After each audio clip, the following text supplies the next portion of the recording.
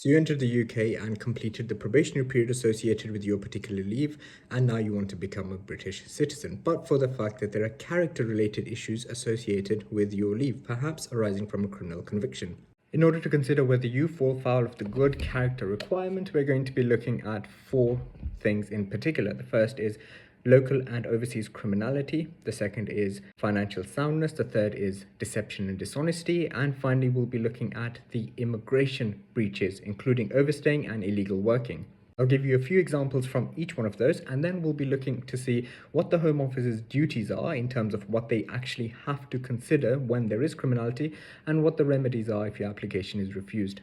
To determine if you fall foul of character, we first need to know what character is, and that's defined in case law as propensity to commit criminal or other antisocial behaviors, including associations giving rise to national security.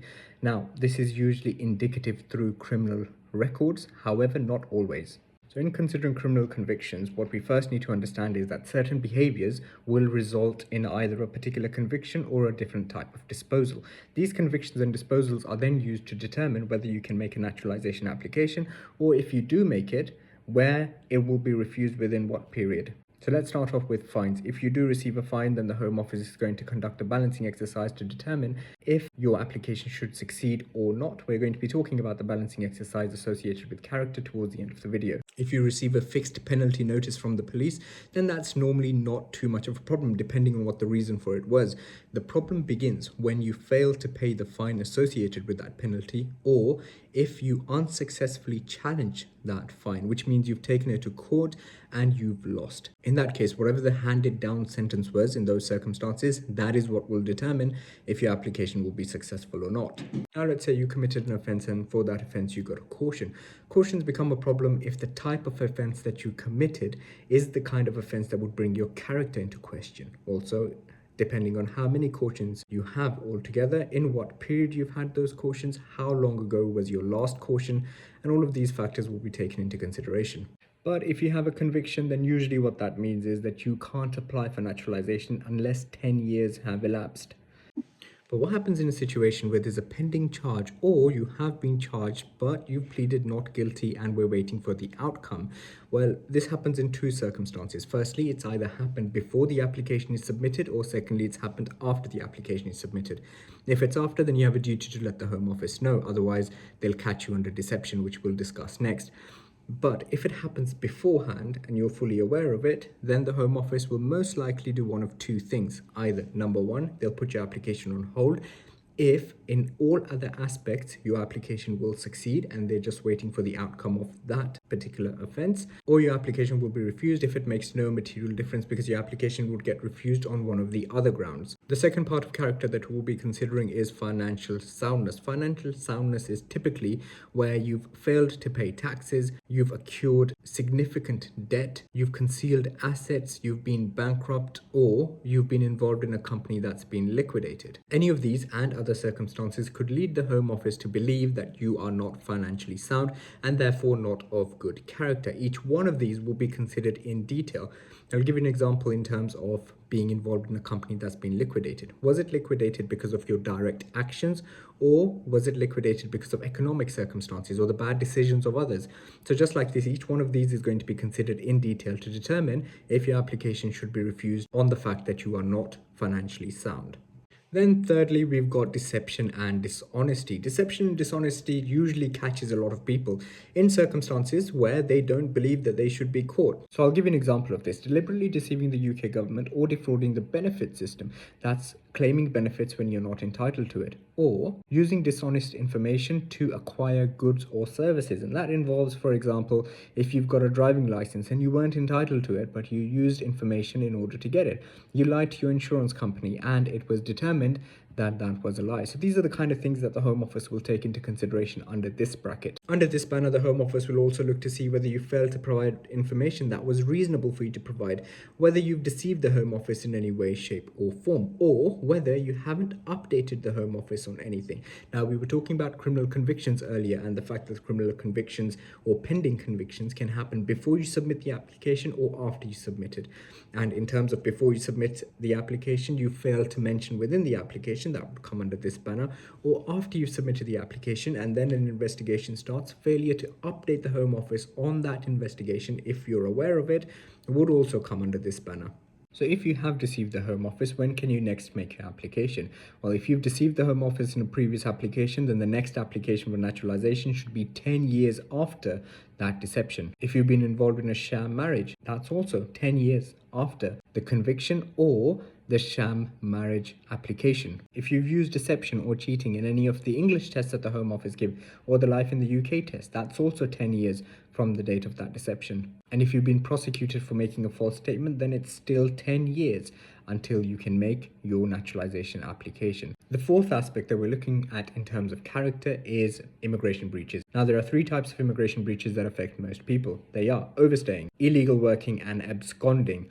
If you are an overstayer, then your application will most likely be refused if it turns out that there are other reasons to refuse your application. Conversely, if it turns out there's no other reason why your application should be refused and your character is otherwise good, then your application should succeed, provided that period of overstaying either comes under Section 39E or that period of overstaying was outside of your control. In terms of illegal working, if you have been working illegally, and that includes working more hours than you should, if your hours are restricted, then you cannot make an immigration application 10 years from that illegal working period. Otherwise, it will most likely be refused. And if you've absconded in the past, the Home Office will most likely refuse your application if you have absconded within 10 years of making that naturalization application.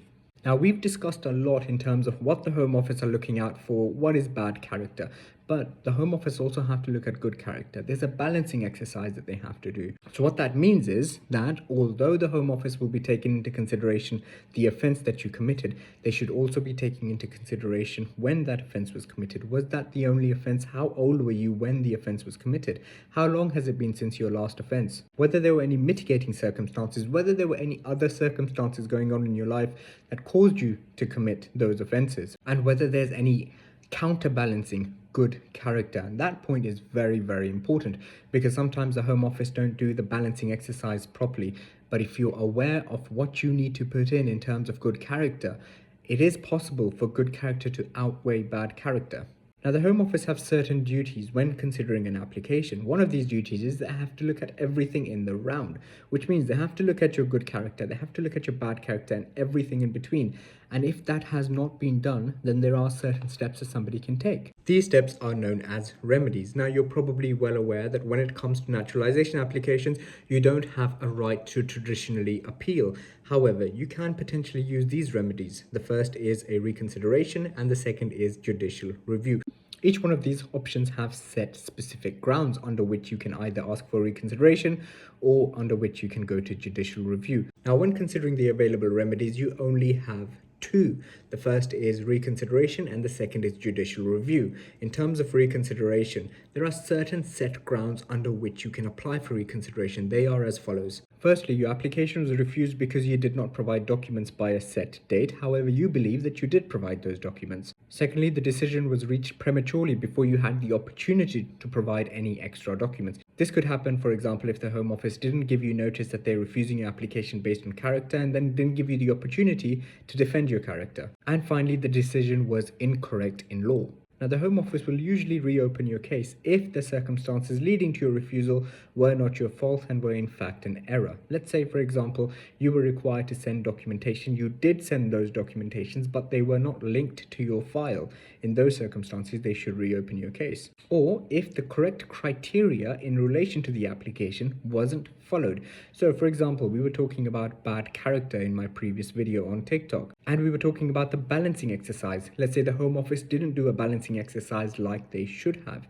Well, in those circumstances, they didn't follow their own guidance when making that decision, which means that is a ground upon which we can ask for reconsideration. Or let's say, for example, they decided the application without giving you a reasonable amount of time to respond to them.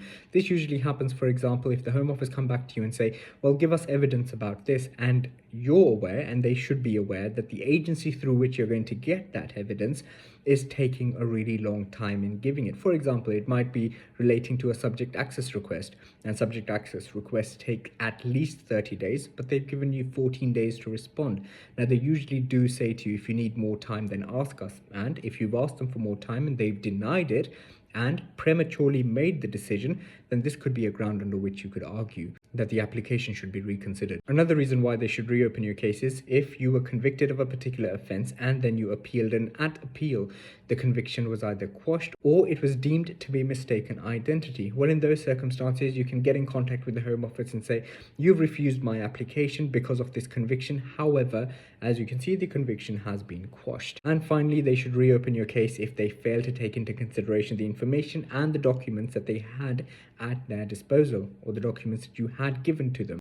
This is one of the most used grounds upon which we apply for consideration, and it's because the Home Office is so burdened with work that they do make mistakes, and one of the most common mistakes is that they haven't taken into consideration everything that was provided with the application. But when you do apply for reconsideration under this ground, you need to be very careful and be sure that the reason the application was refused is directly related to them not considering that particular factor. And I should probably put it out there and just make it clear that the Home Office will not reconsider an application because British citizenship makes your life more convenient. Unfortunately, that's not how it works. Nor will they reconsider it for cultural reasons, for ancestry reasons, or because you have served in the military. It has to be based on that specific criteria. And our final remedy is judicial review. Now, judicial review is an action against a public body, and it can only be applied for if there is no other alternative, which means you should have already exhausted the option for reconsideration, unless you don't come under any other criteria within the reconsideration and the error that you're referring to is a public law error. Now, the important thing to remember when you're going to judicial review is that it is a review of the initial information, which means that no further documents can be added. However, you could potentially add documents if the error that you're complaining of was that they didn't give you an opportunity to add further documentation, or that they should have considered further documentation that you had already sent to them and they didn't in making their decision. The chances are that the Home Office would have probably already remedied this and given you naturalisation if that is what your application warranted. But if something like that does get to judicial review, those are the circumstances within which you might be able to introduce more evidence. If you'd like me to consider your refusal or your application, feel free to get in contact with me. I'll be happy to help.